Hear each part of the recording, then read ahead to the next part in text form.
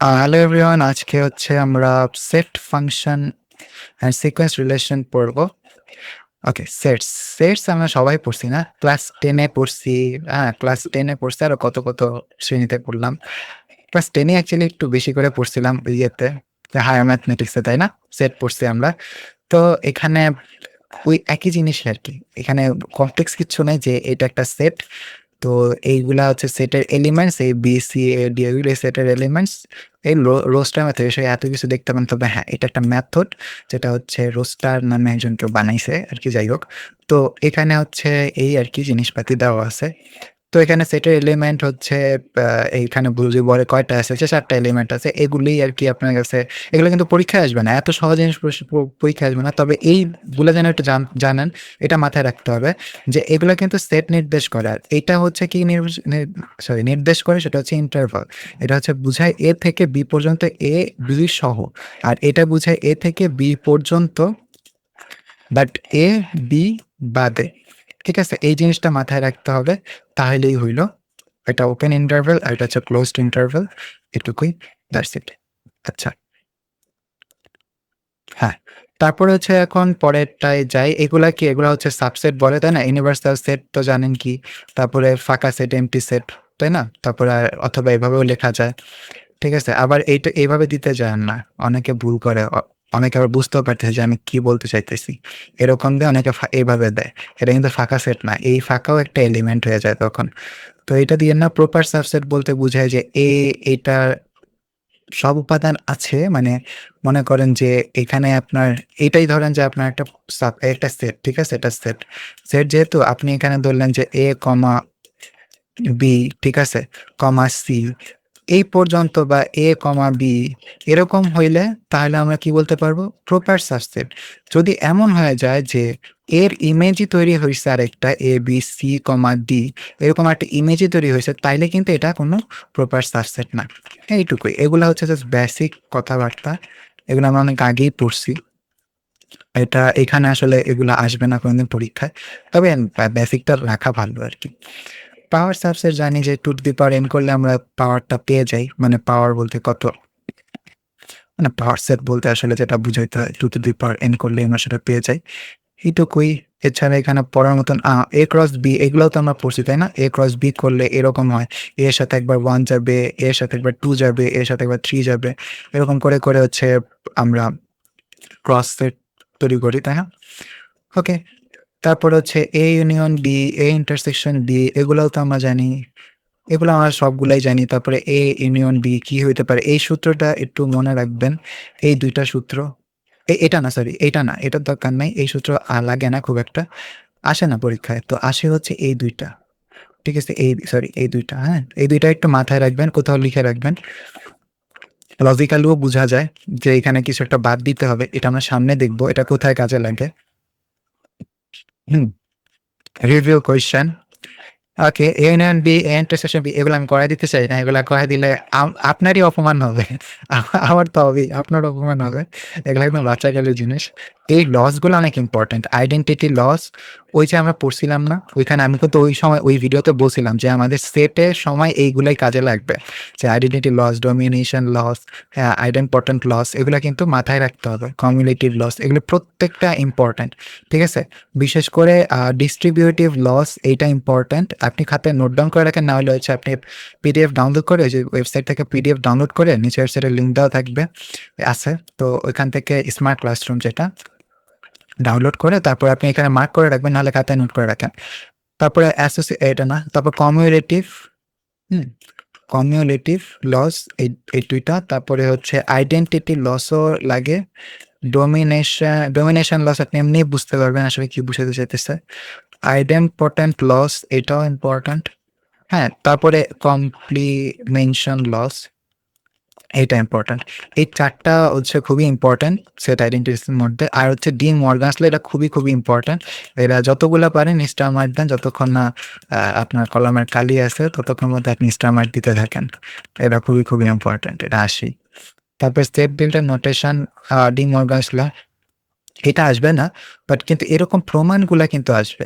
এরকম প্রমাণ আসে যে এটা প্রমাণটা কইরা দেখাও। তো এইভাবে করে প্রমাণ করতে হবে যে তা না। আপনি চাইলে আপনার নিজের মতো করে প্রমাণ করতে পারেন।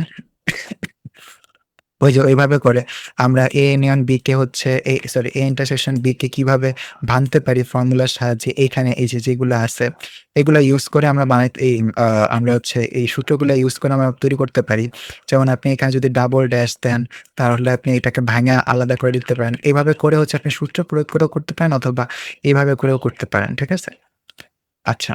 তবে এই টাইপের জিনিস আসে। তবে এগুলাকেও আরেকভাবে সলভ করা যায়। আপনি ট্রু ফলস ইউজ করে সলভ করতে পারবেন।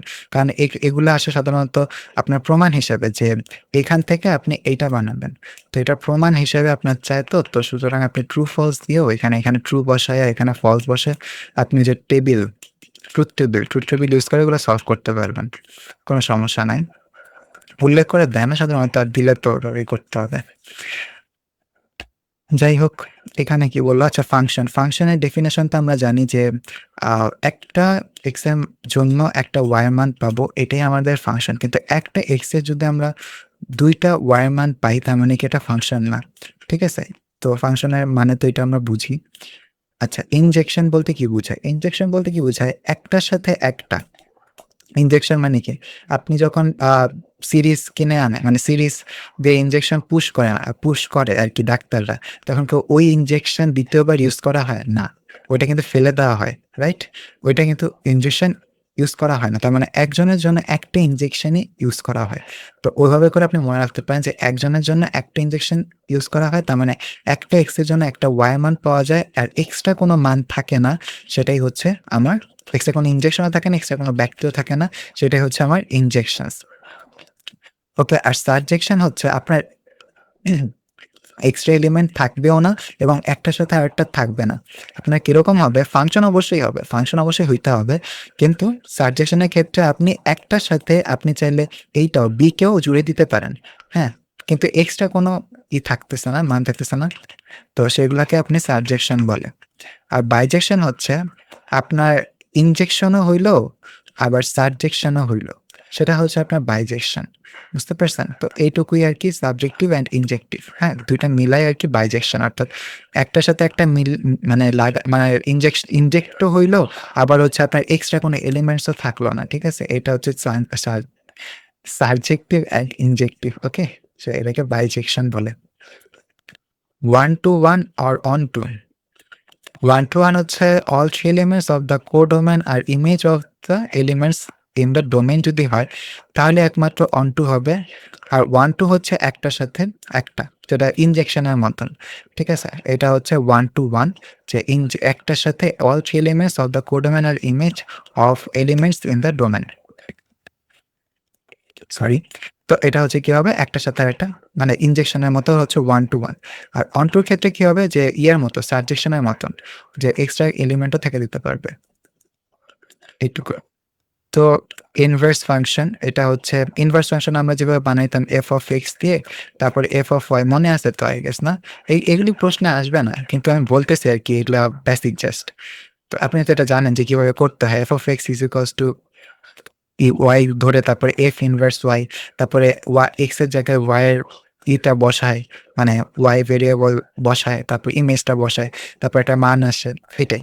তারপর যদি একই রকম দেখতে হয় তাহলে হচ্ছে আপনি ইনভার্স ফাংশনটা f of x এর সাথে মিলে যায় এটাই আরকি দেখায় যে on to এবং on to হইছে।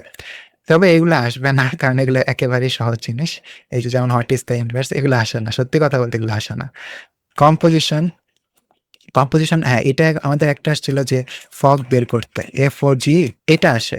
এটা আমাদের আসছিল ফাইনালে ফগ এক্স। ফগ বলতে কি বোঝায়? F of G of X এটা একটু মাথায় রাখতে হবে। তো তারপর বলবে যে এক্স এর মান হয়তো এটা দেওয়া থাকতে পারে একটা জিনিস। তারপর গিয়ে আপনি এই ফাংশনের মান বসায় দেন এটা বের করে ফেলতে পারবেন। ইজি। এইটুকুই। আর রিকারেন্স রিলেশন এটা আপনার আসবে না। তো এখানে আছে A2 A1 minus A0 5 minus A2 হইছে। রিকারেন্স বলতে হচ্ছে রিকার্সিভ টাইপের মানে একটা করলে আরেকটা আসতেছে ২, ৩, ৪ এভাবে করে আসতেছে এইটুকুই জাস্ট। ঠিক আছে? আর হ্যাঁ, এরকমই। আপনার হচ্ছে রিকারেন্স রিলেশন। আপনার এটা আসলে রিকারশন বলতে পারেন। অর্থাৎ রিকারশন যে আমরা করছিলাম না, ওটা জানি ওটা অনেক কঠিন জিনিস। রিকারশনের এখানে আপনাকে কি করতে হবে? আপনি যদি ফাঁকা রেখে আসবে না, যদি নাও পারে না, অনেক সময় এটা পারে না, আমিও পারি নাই। রিকারশন আমি হচ্ছে কুইজে, এটা কুইজে না সরি, ফাইনালে না মিডে হ্যাঁ, মিডে হচ্ছে আমি এটা বাদ দিয়ে আসছিলাম। হ্যাঁ, কারণ আমি এটা খুবই ভুল করছি আমি। এখানে হচ্ছে জাস্ট যদি আপনি এইভাবে করে প্রত্যেকটা 1 এর জন্য কি হইতে পারে, তারপরে কি মান বেরোতে পারে, তারপর 2 এর জন্য কি মান বেরোতে পারে, পরেরটার কি মান বেরোতে পারে, এটাও যদি লিখে আসেন, তা আপনি 2 মার্কস পেয়ে যাবেন। ঠিক আছে? কিন্তু একদম ফাঁকা রেখে আসবেন না, তাতে আপনার 0 আসারই সম্ভাবনা বেশি। ঠিক আছে? রিকারশন যদি নাও পারেন। তারপরে এভাবে করে আপনাকে একটা মানে হচ্ছে একটা ফর্মুলা তৈরি করতে হবে। এটাই আরকি। রিকার্সিভ ফর্মুলা তৈরি করতে হবে। এটাই আসলে চাই। যেমন এই যে এখানে রিকারশন প্রত্যেকটা মান বসায়, তারপরে হচ্ছে আপনি এরকম একটা ফর্মেটে আনতে হবে। যদি নাও আনতে পারেন, তাহলেও আপনি এখানে ৪ এর মধ্যে ২ পেয়ে যাবেন। যদি আপনি এইটুকু পর্যন্ত করেন। দেখায় দেন। বাইনারি রিলেশন, ওকে। বাইনারি রিলেশনটা হচ্ছে যে একটার সাথে আরেকটা যে রিলেশন করে, অর্থাৎ আপনার কিভাবে কি বলি? ধরেন হচ্ছে আ এখানে ৩ টা পয়েন্ট আছে। ঠিক আছে? ৩ টা পয়েন্টের সাথে ৩ টাই সম্পর্কযুক্ত আছে। কিন্তু একটার সাথে মানে একটা একাধিকবার সম্পর্কে যেতে পারে। মানে এর সাথেও কানেকশন হইতে পারে। কিন্তু কোন লুপ তৈরি করবে না। অর্থাৎ কোন লুপ তৈরি করবে না। ঠিক আছে? সরি। তো এখানে হচ্ছে এখানে কোন লুপ তৈরি করবে না। ধরেন যে এইখান থেকে এরকম হয়ে আবার এরকম হয়ে আসছে। এরকম কোন লুপ তৈরি করবে না। এগুলারে আসলে বাইনারি বলে।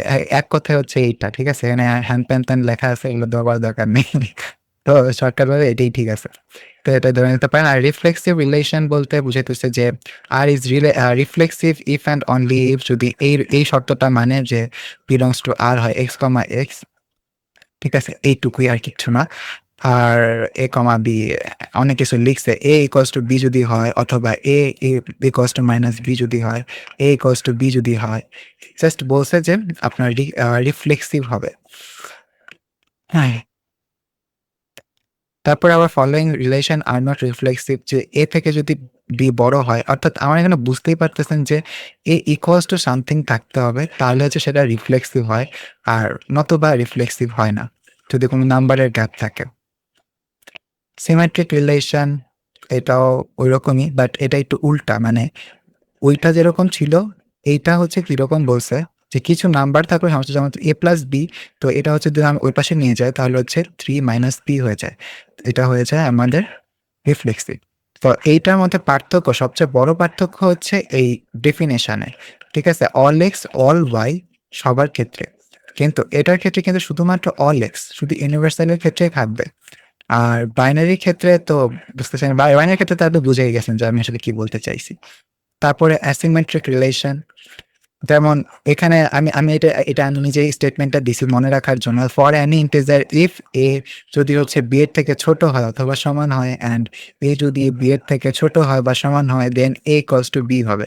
ঠিক আছে? এটা হচ্ছে অ্যাসিমেট্রিক, এটা মনে রাখার একটা মানে এগুলো সাধারণত মনে থাকে না। তারপর এটা আমি মনে রাখার একটা টেকনিক বার করছি যে ফর এভরি ইন্টিজার a, তারপর এখানে লিখছিলাম a not equal a equals to, এবং ছোট যদি b হয়, এবং b যদি c এর থেকে ছোট হয়, দেন b c এর থেকে ছোট হবে, মানে এবং সমান হবে। ঠিক আছে? এটা হচ্ছে ট্রান্সিটিভ রিলেশনস। তারপরে রিপ্রেজেন্টেটিভ রিলেশন ম্যাট্রিসেস। ওকে, দেন এটা আসলে অনেকে ম্যাট্রিক্স দিয়ে সলিউশন করে। এটার আরো পদ্ধতি আছে, এটা আমি সামনে দেখাইতেছি যে কিভাবে এটা সলিউশন করা যায়। এটা হচ্ছে সিমেট্রিক ভাবে, অর্থাৎ আপনার এই বরাবর 1 থাকলে আর এই পাশে যদি আপনার 1 0 1 1 0 0 থাকে, তখন আপনি রিফ্লেক্সিভ বা সিমেট্রিক বলতে পারেন। যেমন এটা সিমেট্রিক রিলেশন বুঝাইতেছে, 1 আছে, এই পাশে 1 আছে, এই পাশে 0 আছে, এই পাশে 0 আছে। ম্যাট্রিক্স বানায় হচ্ছে আপনি এটা সলভ করতে পারেন। সামনে ম্যাথ আসলে পরে এটা দেখাইতে পারবো যে এক্সাক্টলি এগুলা কি মিন করতেছে ইকুইভ্যালেন্স রিলেশন। ঠিক আছে? এই যে এক্সারসাইজ গুলো, determine whether each of those function is a bisection R to R। তো এই ইকুয়েশন, এই এক্সারসাইজ গুলো সলিউশন করলে এইখান থেকে বুঝে শুনে, তাহলে হচ্ছে আপনাদের এই পুরাগুলো ক্লিয়ার হয়ে যাবে। আপনারা যদি হচ্ছে বলেন যে এক্সারসাইজ গুলো সলিউশন করে দিতে, কমেন্টে যদি অনেকজন দেখি যে বলতেছে যে সলিউশন করতে পারতেছে না বা এখানে প্রবলেম হতেছে, তাহলে আমি এগুলো সলিউশন করে আপনাদেরকে দিব, কোনো সমস্যা নাই। তো তো আজকের ভিডিও এই পর্যন্ত। আমার আজকে আর্জেন্ট কাজ আছে যার জন্য আমি খুব তাড়াতাড়ি করে শেষ করছি। I am so sorry.